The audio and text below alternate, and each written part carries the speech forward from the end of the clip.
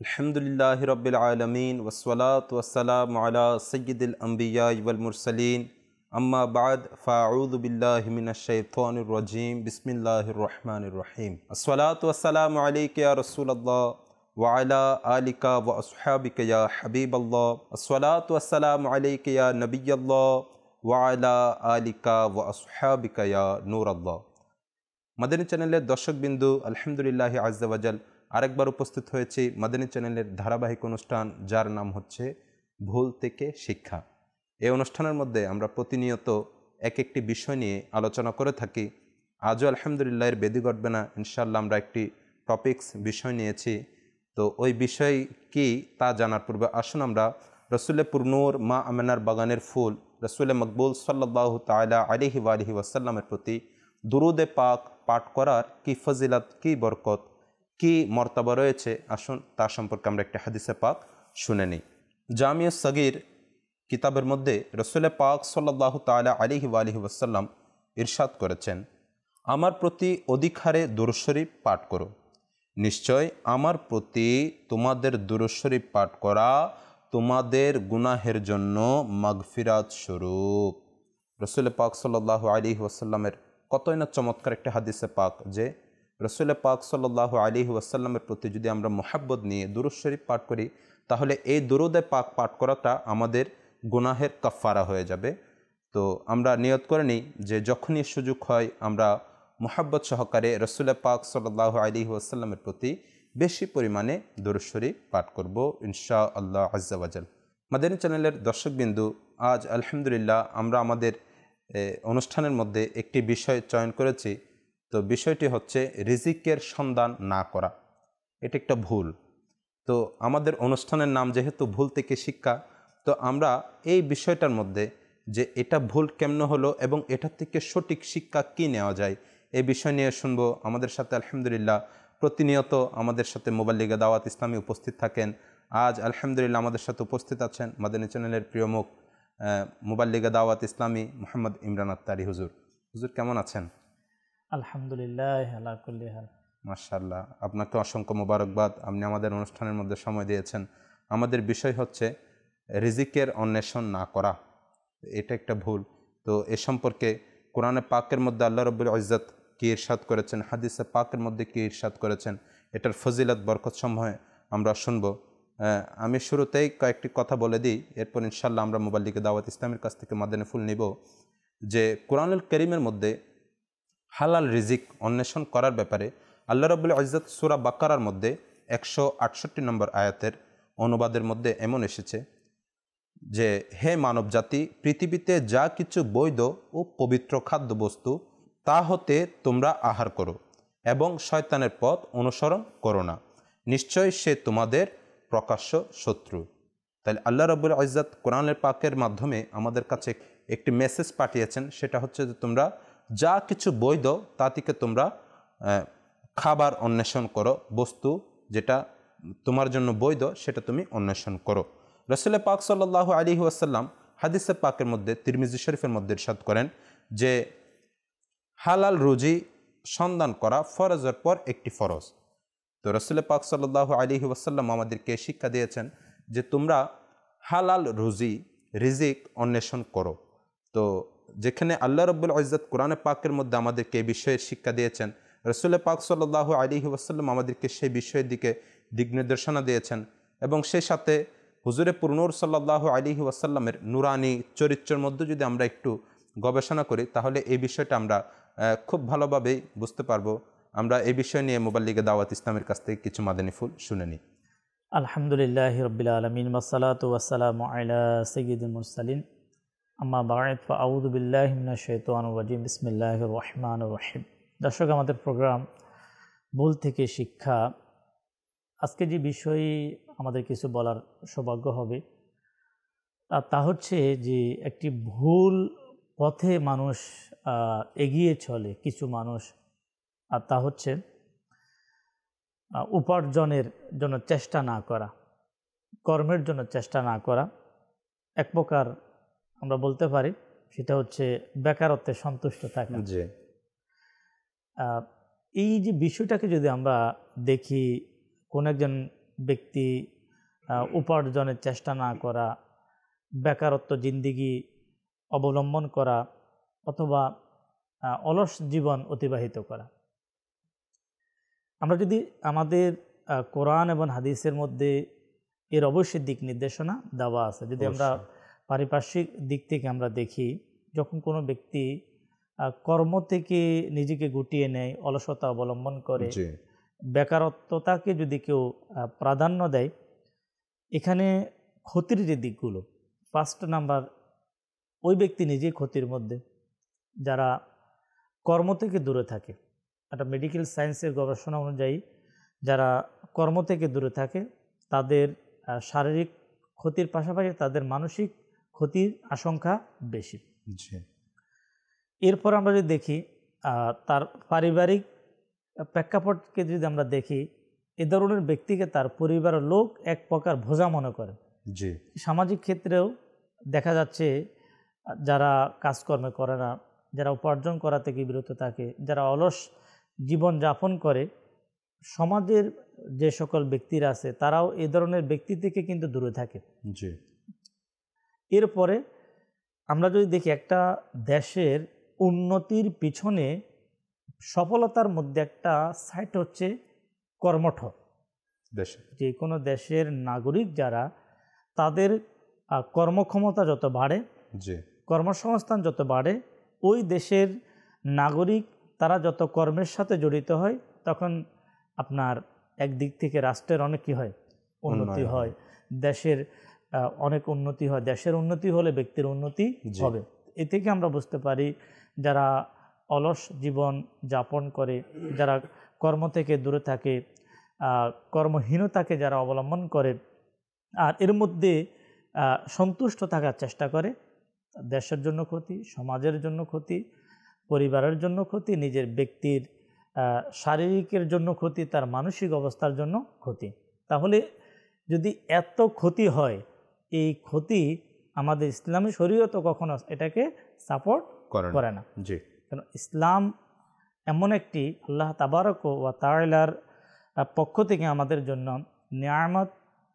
যারা ইসলামী বিধি বিধান অনুযায়ী যারা জীবন পরিচালনা করে, তার শরীরের জন্য উপকার, তার পরিবারের জন্য উপকার, তার সমাজের জন্য উপকার, তার রাষ্ট্রের জন্য উপকার।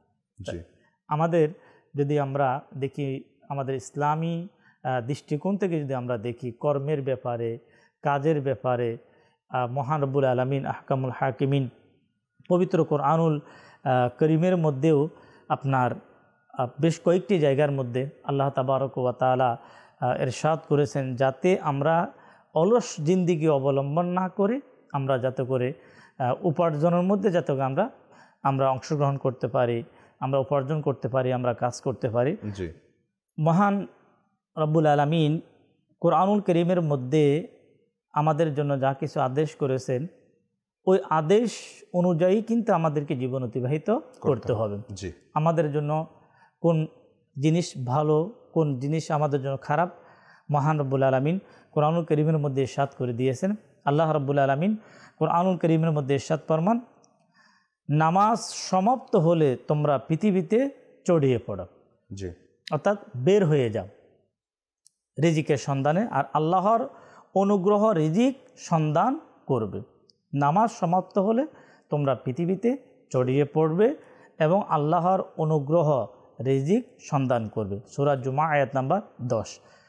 এখানে আমরা যে আল্লাহ তাবারক ওয়া তাআলা আমাদেরকে যে রিজিকের যে সন্ধান, এর ব্যাপারে কিন্তু একবার স্পষ্ট ওলামা ইকরাম বলেন যে আয়াতের আলোচনার মধ্যে অধিকাংশ ওলামা ইকরাম এটার দিকে ইঙ্গিত করেছেন যে মানুষ যখন ইবাদত করবে, ইবাদত করার পরে সে যাতে করে তার নিজের জন্য, তার পরিবার বর্গ যারা রয়েছে তাদের জন্য সে কী করবে, রিজিকের সন্ধান করবে। অন্য আয়াতে আল্লাহ রাব্বুল আলামিন ইরশাদ ফরমান, তোমরা জীবন উপকরণ কামনা করো আল্লাহর নিকট এবং তার ইবাদত করো আর তার প্রতি কৃতজ্ঞতা প্রকাশ করো।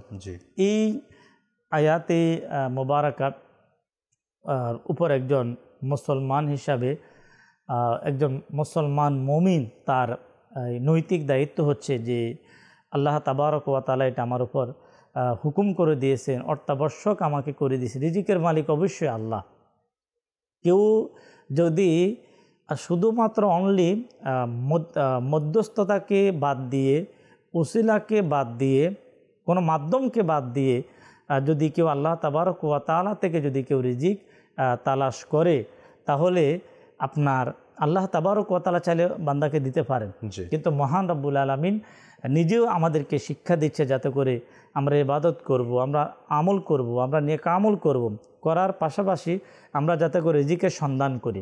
যখন কোনো একটা কর্মের মাধ্যমে, কাজের মাধ্যমে, যখন আমি কোনো একটি কাজের মধ্যে যখন আমি সময় অতিবাহিত করব, তা আল্লাহ রব্বুল আলামিন ওই কাজের মাধ্যমে আল্লাহ আমার কি ভালো রিজিকের কি ফয়সালা করবে। অনেকে কিন্তু কাজ থেকে দূরে থাকে, অনেকেই কাজ না করার অনেকগুলো কারণ। দর্শক, আজকে যদি আমরা দেখি অনেকে দীর্ঘদিন থেকে কর্ম থেকে দূরে থাকে। কেমন? আমি উপযুক্ত কর্ম পাচ্ছি না, অথবা আমার যে লেভেল, ওই লেভেল অনুযায়ী কিন্তু আমি কাজ পাচ্ছি না। আমার স্ট্যাটাস, আমার শিক্ষা, আমার সামাজিক অবস্থা অনুযায়ী আমাকে এই ধরনের চাকরি করা উচিত, আমাকে এই ধরনের ব্যবসা করা উচিত। কিন্তু এখানে একটা বিষয় আমাদেরকে খেয়াল রাখতে হবে, আমি কতদিন পর্যন্ত আমি ওই ধরনের চাকরির সন্ধানে থাকব? আমার কষ্ট হচ্ছে, আমার পরিবারের কষ্ট হচ্ছে, আমার দেশের ক্ষতি হচ্ছে। আমি আল্লাহ রব্বুল আলামিন আহকামুল হাকিমিন আমাকে শক্তি দিয়েছে, আমাকে সামর্থ্য দিয়েছে, হয়তো আমার যেটা ইচ্ছা আমি ওই ইচ্ছা পর্যন্ত আমি পুষতে পারছি না, কিন্তু আমি চাইলে অন্য কোনো একটা কাজ করে, পন্থা অবলম্বন করে আমরা চাইলে কি আমরা রিজিকের সন্ধান আমরা কি করতে পারি, আমরা করতে পারি। আসলে ইমরান ভাই খুব চমৎকারভাবে আপনি কয়েকটা বিষয় উঠিয়ে ধরেছেন, যে মানুষ নিজের কর্মের মধ্যে যেন লেগে যায়, অলস যেন বসে না থাকে। কারণ আমাদের অনুষ্ঠানের নাম হচ্ছে ভুল থেকে শিক্ষা। তো এটা কিন্তু অনেক বড় একটা উইক পয়েন্ট মানুষের জন্য, যে মানুষ অকর্ম হয়ে যায়, কাজ করে না বা তার যোগ্য কাজের জন্য বসে থাকে। বসতে বসতে একসময় মানুষের এমনও হয় তার ভিতরে যে যোগ্যতা থাকে সেটাও নষ্ট হয়ে যায় এবং কর্মের আগ্রহ পর্যন্ত কমে যায়, হারিয়ে ফেলে। দেখেন, এই বিষয়টার দিক থেকে আমি মাদিনী চ্যানেলের দর্শকবৃন্দুকে একটু রাসূল পাক সাল্লাল্লাহু আলাইহি ওয়াসাল্লামের জামানায় যদি আমরা চলে যাই, তাহলে রাসূল পাক সাল্লাল্লাহু আলাইহি ওয়াসাল্লাম আমাদেরকে খুব চমৎকার করে শিখিয়েছেন যে যখন শৈশবকাল ছিল রাসূল পাক সাল্লাল্লাহু আলাইহি ওয়াসাল্লাম ছাগল যেগুলো ছিল এগুলা উনি চড়াতেন। হ্যাঁ, এটা আসলে উম্মতে মুহাম্মদের জন্য শিক্ষা। ওনার চাচা যান রাসূল পাক সাল্লাল্লাহু আলাইহি ওয়াসাল্লামের চাচা যান অনেক ধনাঢ্য ছিল, সম্পত্তি ছিল, তিনি তার সব ভরণ পোষণ করে নিতেন, কিন্তু তারপরে তিনি বসে থাকতেন না।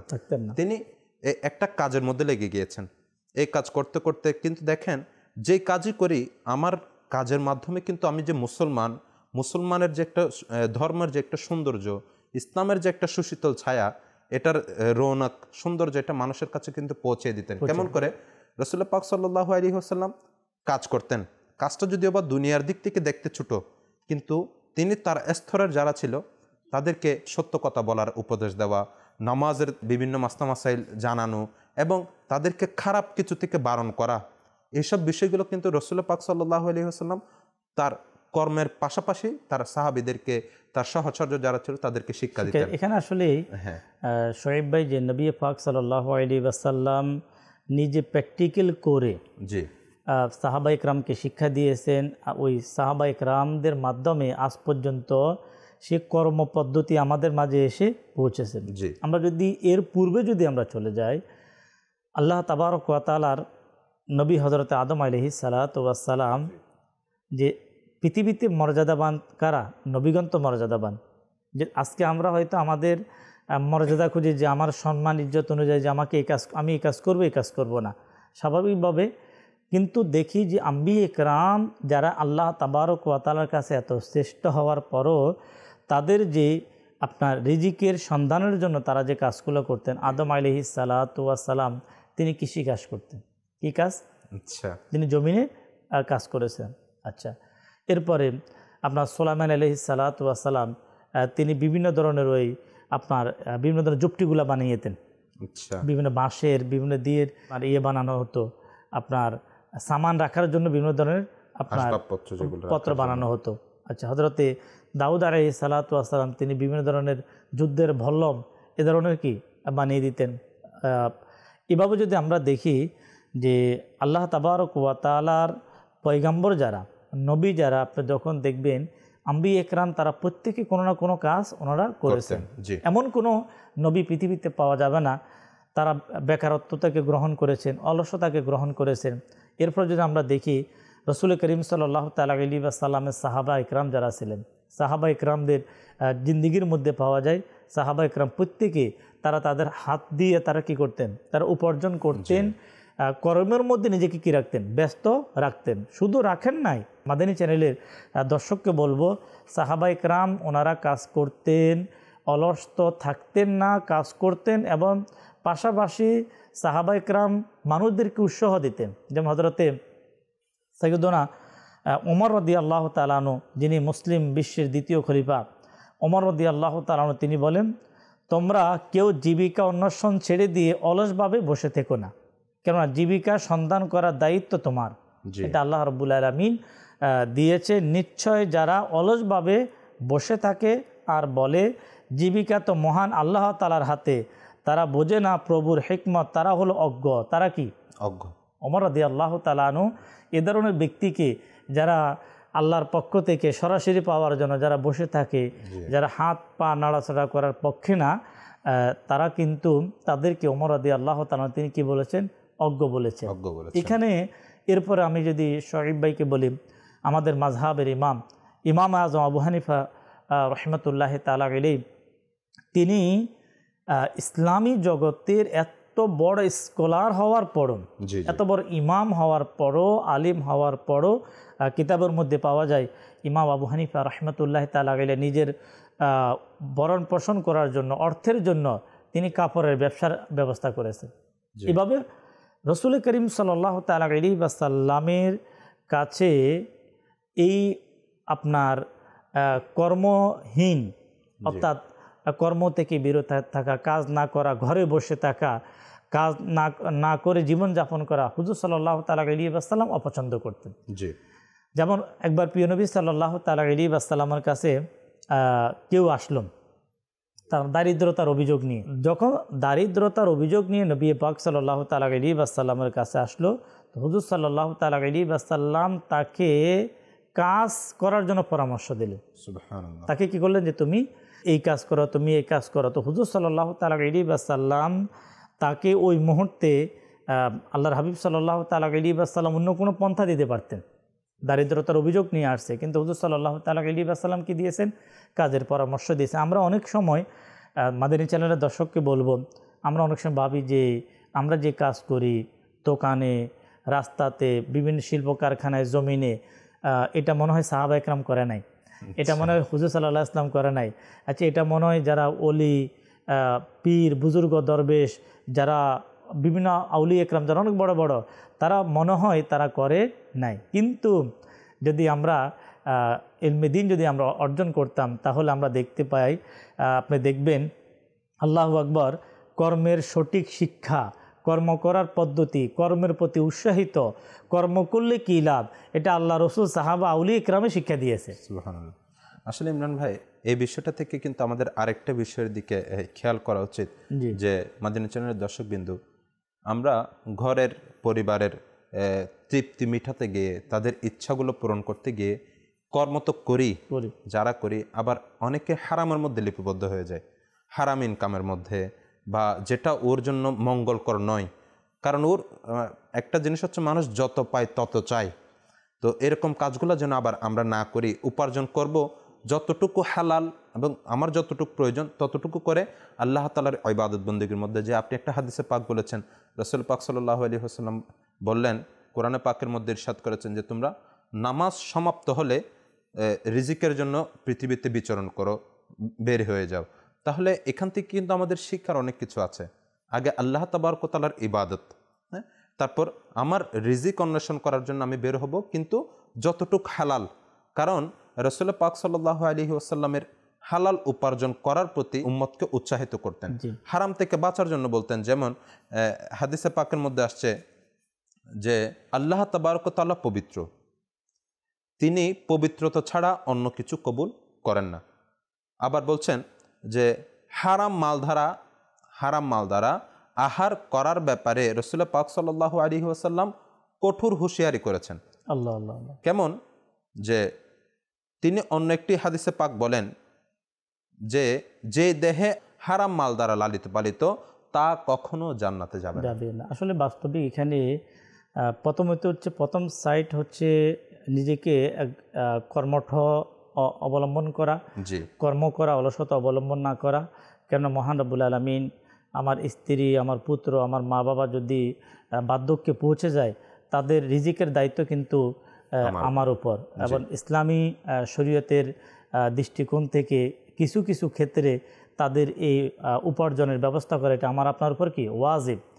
আজকে একদিকে হয়তো আমি নিজে অলস, অথবা আমি আমার পরিবার বর্গ যারা হয়তো তাদের যে জিনিসটা প্রয়োজন, একটা হচ্ছে অতিরিক্ত না, তার যে যতটুকু তার ভরণ পোষণের প্রয়োজন, তার খাবারের প্রয়োজন, তার থাকার প্রয়োজন, তার জন্য কি বলবো আপনার পোশাক আশাকের প্রয়োজন, এই যে বিষয়গুলা, যে এই বিষয়গুলো যদি আমি তাদেরকে সঠিক সময় তাদেরকে আমি বুঝিয়ে না দিই, তাহলে তো আমি নিজেও গুনাহগার হচ্ছে। এটা আমার দায়িত্ব। আজকে আপনার দর্শককে বলবো, বড় আফসোস, অনেক ফ্যামিলি থেকে কিন্তু অভিযোগ যে আমার সন্তান সে চাইলে কিছু করতে পারে, সে দেখে যে আমাদের পরিবারের করুণ অবস্থা, তারপর সে হেঁটে হেঁটে খাচ্ছে। কিন্তু আজকে যদি আমি মাদানী চ্যানেলের দর্শককে বলবো, আমাদের এই প্রোগ্রামের মাধ্যমে দেখুন যে আমার একটু কষ্ট, আমার একটু পরিশ্রম, এর মাধ্যমে আমার সন্তানের মুখে হাসি থাকবে, আমার স্ত্রী মুখে হাসি থাকবে, আমার মা বাবা কি হবে, খুশি হবে। হয়তো আমার একটু কষ্ট হবে, আমি একটু পরিশ্রম করব, আমি একটু কাজ করব, আমার মাধ্যমে আমার পরিবারের সবাই কি থাকবে, সবাই খুশি থাকবে। অন্যদিকে নবী পাক সাল্লাল্লাহু তাআলা আলাইহি ওয়াসাল্লাম হাদিসে পাকে ফজিলত বয়ান করে আর উৎসাহ দিচ্ছে। যেমন একটি হাদিসে পাকের মধ্যে এসেছে, বান্দার এমন কিছু গুনাহ একমাত্র ওই গুনাহ ক্ষমা হয় তার হালাল উপার্জন করার মাধ্যমে। মানে সে অন্য কোনো ইবাদতের মাধ্যমে কিন্তু তার ওই গুনাহগুলো ক্ষমা হবে না। যখন সে হালাল উপার্জনের জন্য তাড়াহুড়া করবে, পরিশ্রম করবে, ওই পরিশ্রমের কারণে আল্লাহ তাআলা তার ওই গুনাহগুলো ক্ষমা করবে। আচ্ছা, অন্য একটি হাদিসে পাকের মধ্যে এইভাবে এসেছে, এক সাহাবী রসুল তিনি দেখতে পেলেন আরেকজন সাহাবী সে খুব কঠিন পরিশ্রমের কাজ করছে। যেমন অনেক সময় আমরা দেখি, অনেকে দেখবেন রিক্সা বলেন, কুলি বলেন, মাল বোঝাই করা বলেন, দেখলে অনেক সময় কী হয়, এটা আফসোস লাগে, কষ্ট লাগে, আফসোস লাগে।